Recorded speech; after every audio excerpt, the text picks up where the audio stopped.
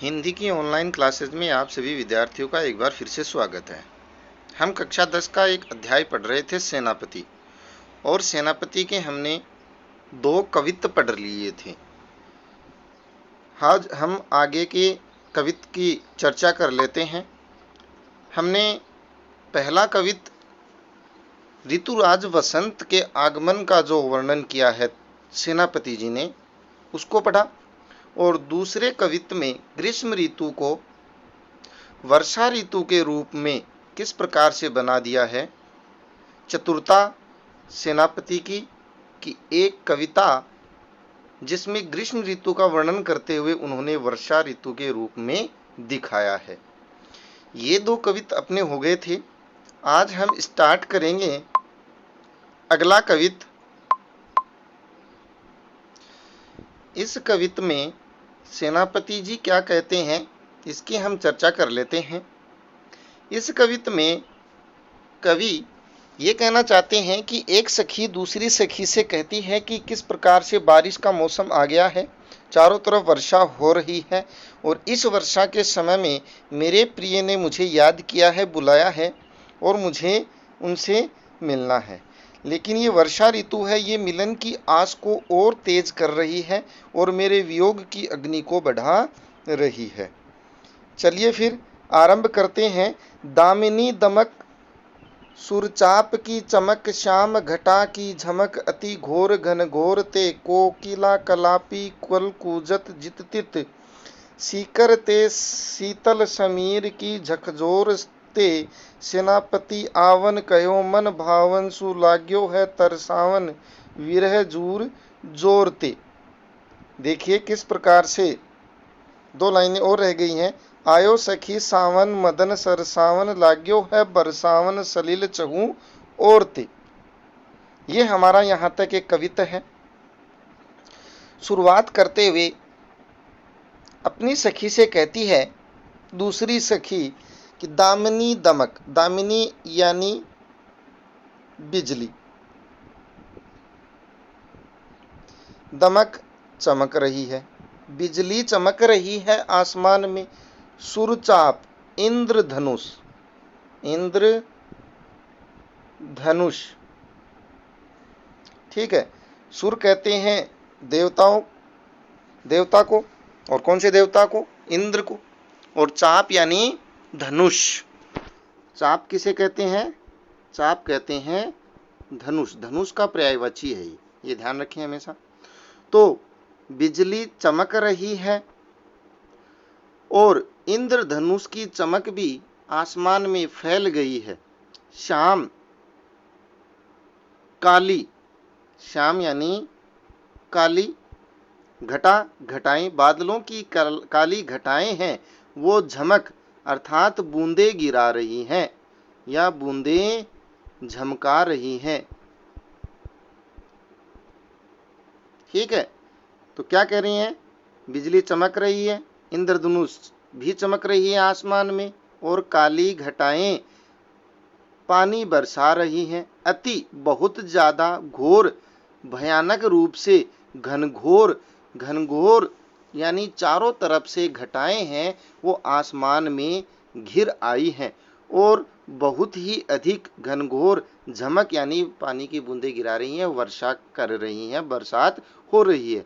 चारों ओर काली घटाएं हैं, वो घनघोर छा गई हैं और अति वर्षा हो रही है।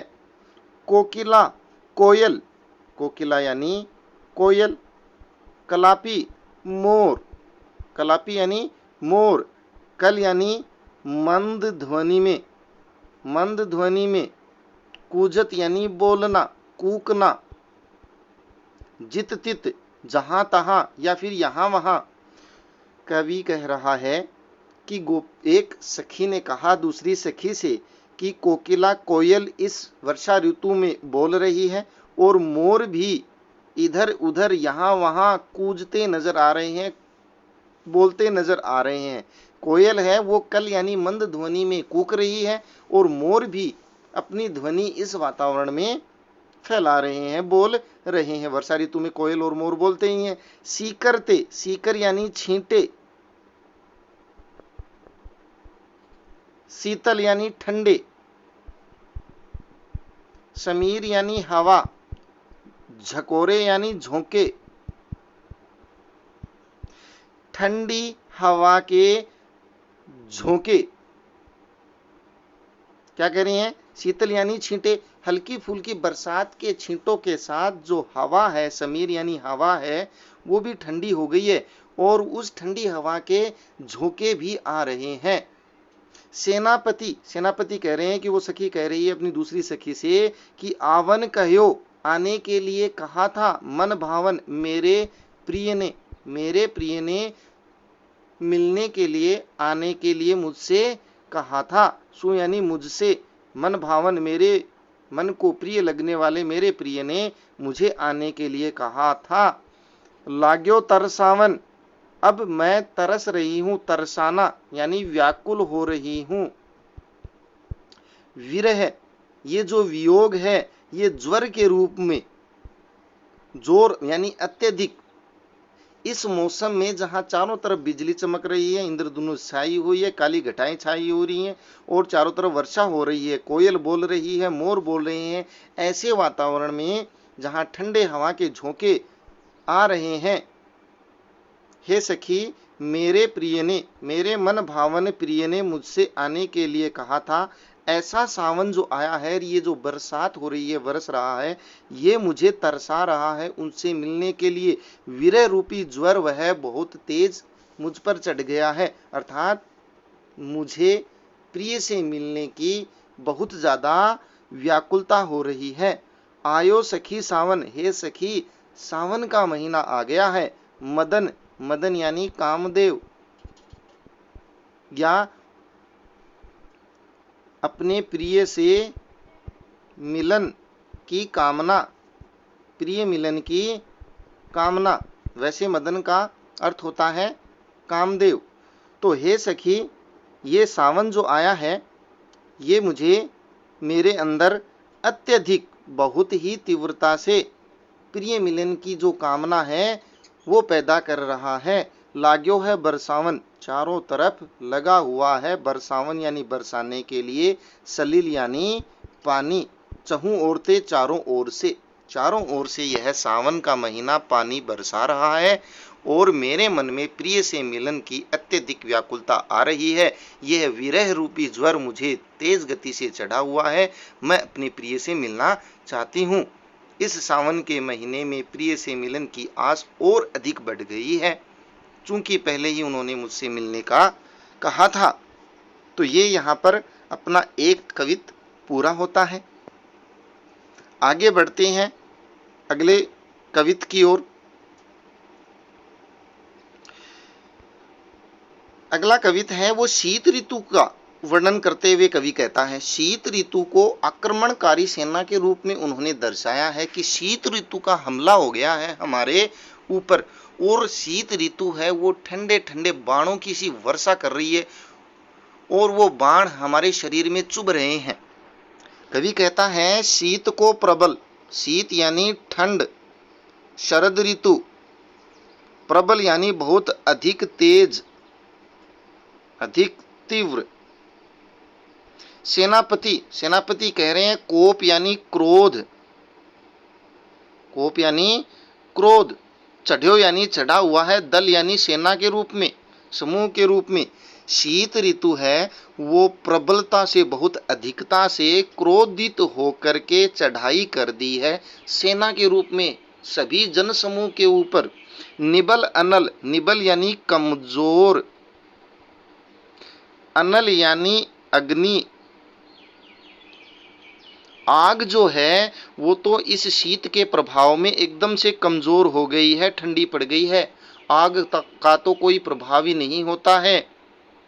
और ठंडी के ऋतु में गयो सूरी, सूरी यानी सूर्य भी, शिराई यानी ठंडा, गयो होकर के चला जाता है। शीत ऋतु के प्रभाव में सूर्य की जो रोशनी है, सूर्य की जो किरणें हैं, सूर्य की जो धूप है वो भी मानो ठंडी होकर के चली जाती है, सूर्य भी ताप नहीं देता है, वो भी मानो ठंडा पड़ गया है। तो कवि क्या कह रहे हैं, शीत का प्रबल बहुत अधिक प्रभाव हो गया है, क्रोधित होकर के मानो शीत ऋतु ने चढ़ाई कर दी है सेना के साथ। निबल अनल, आग है वो भी कमजोर हो गई है, निबल यानी निर्बल हो गई है, कमजोर हो गई है, और सूर्य है वो भी ठंडा सा पड़ गया है। हिम के समीर, हिम यानी बर्फ, समीर यानी हवा, बर्फीली हवा है वो बरसे बरसा रही है। विषम यानी कठोर तीर, ये बर्फीली हवा जो है वो चल रही है, तो हवा के चलने से मानो बर्फीले तीर चला रही है ये ठंडी ऋतु। ठंडी ऋतु या शरद ऋतु ने हिम के समीर, ठंडी हवा जो चल रही है शरद ऋतु में, वो मानो बरसा रही है भयानक तीर। तेई यानी उसके ऊपर एक तो सूर्य है वो ठंडा पड़ गया है, आग भी कमजोर हो गई है, ऊपर से बर्फीली हवा चलने से मानो भयानक तीर बरस रहे हैं। रही है, रहने लग गई है, गरम भोन, भवन में, कोनन, कोनों में, जाई, जाकर के। गरम जो हवा है वो मानो गरम भवनों के कोनों में जाकर के रहने लग गई है। रही है मतलब रहने लग गई है, गरम यानी गरम हवा भवनों के कोनों में, जाई यानी जाकर के।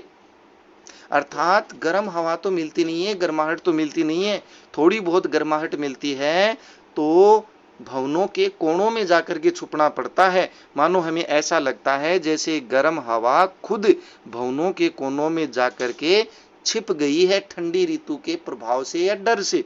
धूम नैन बहे, लोग हैं वो आग के ऊपर इस तरीके से खड़े रहते हैं कि उनकी आंखों से आंसू बहते रहते हैं धुआं घुस जाने से। तो धुएं के कारण नैनों यानी आंखों से बहे, पानी बरसता रहता है, लोग आग पर गिरे रहे, हर समय लोग मानो आग पर ही गिरे रहते हैं, अर्थात आग के ऊपर बैठे रहते हैं, आग के पास बैठे रहते हैं, और उस आग के धुआं से मानो उनके आंखों से क्या लग गए हैं, आंसू से बहने लग गए हैं।